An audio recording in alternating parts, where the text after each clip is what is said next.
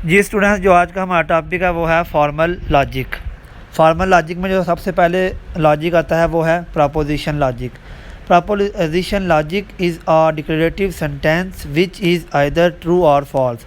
मतलब कि एक ऐसा डिक्लेरेटिव सेंटेंस होता है इसमें जिसमें कि या तो ट्रू होगी कंडीशन या फॉल्स होगी। जैसे कि एग्जांपल में देखें 1+2=3, मतलब एक को जब 2 में जमा करेंगे तो हमारा आंसर 3 ही आया। तो ये स्टेटमेंट क्या कहला रही है? ट्रू, सीधी सीधी पता लग रहा है। दूसरे में ये है कि 8 छोटा है 5 से या 5 बड़ा है 8 से, ये बात लिखी हुई है। तो ऐसा मुमकिन नहीं कि 5 हमेशा छोटा होता है 8 से। तो ये स्टेटमेंट क्या है? फॉल्स है। तो नंबर 3 पे मैंने एग्जांपल इंक्लूड किया, इस्लामाबाद इज़ इन पाकिस्तान। क्या इस्लामाबाद पाकिस्तान में शामिल है?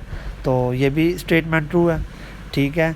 वेयर यू आर गोइंग, मतलब कि ये आप हमारे से पूछ रहा है कि आप किधर जा रहे हो। तो इसमें कोई कंडीशन नहीं अप्लाई हो रही कि कुछ पूछा नहीं जा रहा, कोई बताया नहीं जा रहा। तो इसमें क्योंकि ये हमारा डिक्लेरेटिव सेंटेंस नहीं है तो इसलिए ये प्रपोजिशन में शामिल नहीं होगा। आगे फैक्ट्स अबाउट प्रपोजिशन लॉजिक में कौन कौन से फैक्ट्स आते हैं? इसमें पहले नंबर पे ये है, since proposition logic works on 0 and 1 thus it is also known as Boolean logic. कि इसमें जो काम होता है वो 0 पे या 1 पे। 0 आप फॉल्स को कहते हैं, 1 आप ट्रू को कहते हैं। तो इसमें आपका वर्किंग होती है। अगर आप बूलियन लॉजिक की बात करें तो बूलियन लॉजिक ऐसा लॉजिक है जिसमें कि कंडीशन 2 ही चलती हैं, 0 और 1 की फॉर्म में या बाइनरी की फॉर्म में सारा कुछ होता है। तो उसके बाद proposition logic can be either true or false, it can never be both. मतलब कि यहाँ तो वो ट्रू होगा या फॉल्स होगा। कोई भी स्टेटमेंट है वो यहाँ तो ट्रू होगी या फॉल्स होगी, कभी भी बोथ नहीं होने लगी। मतलब कि ट्रू फॉल्स इकट्ठी नहीं होने लगी। यहाँ तो एक स्टेटमेंट ट्रू होती है, यहाँ फॉल्स होगी। इसमें प्रपोजिशन में ये देखा जाएगा। उसके बाद in this type of logic symbolic variable are used in order to represent the logic and any logic can be use for representing the variable. इसमें क्या है कि जो सिंबॉलिक वेरिएबल हमारे मतलब कि जो सिंबल वगैरह यूज़ करते हैं वेरिएबल में, वो रिप्रेजेंट करते हैं लॉजिक के अंदर। कोई लॉजिक होना चाहिए उनका जो हमने रिप्रेजेंट करना है। जैसा मैंने आगे पहले बात की है कि एक को जब दो में जमा करना है तो एक लॉजिक है कि एक में 2 जमा होगा। अगर हम ये कह दें वेयर आर यू गोइंग, कि हाँ तुम जा रहे हो, ये कोई लॉजिक नहीं है। कोई लॉजिक होगा तो उसके ऊपर ये वर्किंग करेगा। उसके बाद आ जाता है कंपाउंड प्रपोजिशन। कंपाउंड प्रपोजिशन क्या होती है कि जब आपके 2 डिक्लेरेटिव सेंटेंस या 2 स्टेटमेंट्स मिलती हैं ना, तो वो कंपाउंड प्रपोजिशन कहलाते हैं। मिसाल के तौर पे एग्जांपल है, rose are red and violets are blue. मतलब कि रोज़ जो रेड हैं और वायलेट्स जो हैं उनका कलर ब्लू है। 2 स्टेटमेंट मिल रही हैं, रोज़ आर रेड लैदा है, वायलेट्स आर ब्लू लैदा है। यानी कि आपकी जब 2 स्टेटमेंट कंबाइन होंगी तो उसके अंदर जो स्टेटमेंट जो प्रपोजिशन जो होगी वो होगी कंपाउंड प्रपोजिशन। मैंने रेड एंड को इसलिए किया है कि ये एक कंपाउंड प्रपोजिशन 2 प्रपोजिशन को मिलाने के लिए बनाया गया। तो इसमें अगर आप देखें रोज़ आर रेड, तो ये एक प्रपोजिशन है। तो कंपाउंड प्रपोजिशन में जो एक प्रपोजिशन होगी या एक स्टेटमेंट होगी वो हमारी क्या कहलाएगी? Primitive proposition. हाँ, आगे चलते हैं। तो फॉर्मल लॉजिक में जो हमारे बेसिक लॉजिकल ऑपरेशन काम आते हैं वो conjunction, and, disjunction, or, negation, not, NAND, NOR, XOR, XNOR, ये हम प्रीवियस लेक्चर में डिटेल से पढ़ चुके हुए हैं। तो इनकी आप जो सिंपल जो बेसिक जो उनसे हमारे गेट हैं, टेबल्स हैं गेट्स के, वो 3 ही होते हैं, एंड, और नॉट।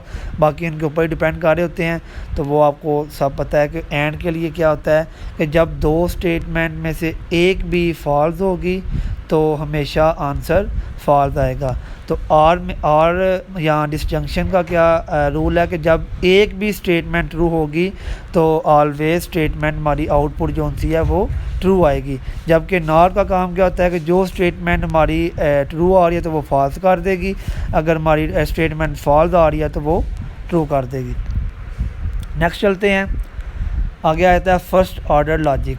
फर्स्ट ऑर्डर लॉजिक जो है ना हमारा प्रेडिकेट लॉजिक का दूसरा नाम है। ठीक है। इसको हम क्यों यूज़ करते हैं कि हमने प्रपोजिशनल लॉजिक को एक्सटेंड करने के लिए, बढ़ाने के लिए, इसमें जो ड्रॉबैक्स है उनको ख़त्म करने के लिए प्रेडिकेट लॉजिक या फर्स्ट ऑर्डर लॉजिक को बनाया था। ठीक है। इसमें हम कोई भी नेचुरल लैंग्वेज स्टेटमेंट ब्रीफली तौर पर यूज़ करते हैं। ठीक है। उसके बाद नेक्स्ट चलते हैं। तो इसकी एग्जांपल इस तरह है कि आप मतलब कि the car colour is black, मतलब कि गाड़ी का जो रंग है वो ब्लैक है। तो इसमें अगर हम इसको उधर देखते प्रेपोजिशन में तो ये स्टेटमेंट नहीं थी बन रही। तो जबकि जो ये प्रेडिकेट लॉजिक है उसमें इसको एक्सटेंशन करके प्रेपोजिशन की एक्सटेंशन करके बढ़ा के हमने प्रेडिकेट लॉजिक को डिक्लेयर किया था। अब देखेंगे कार और ब्लैक, मतलब कि कार जो सी है उसका कलर ब्लैक है, ठीक है।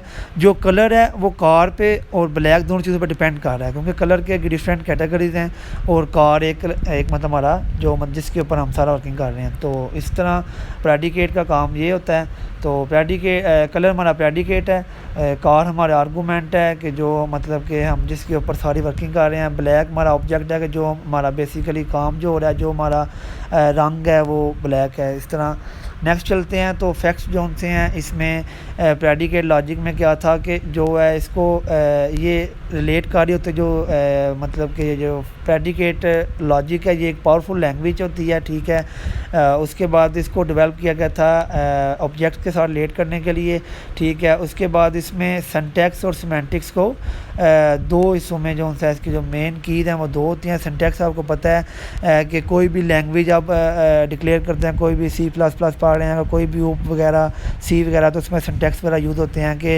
एंड का सिंटैक्स क्यों यूज़ करते हैं और का क्यों यूज़ करते हैं, सारा कुछ सिमेंटिक्स वगैरह भी इसी के मेथड में आते हैं।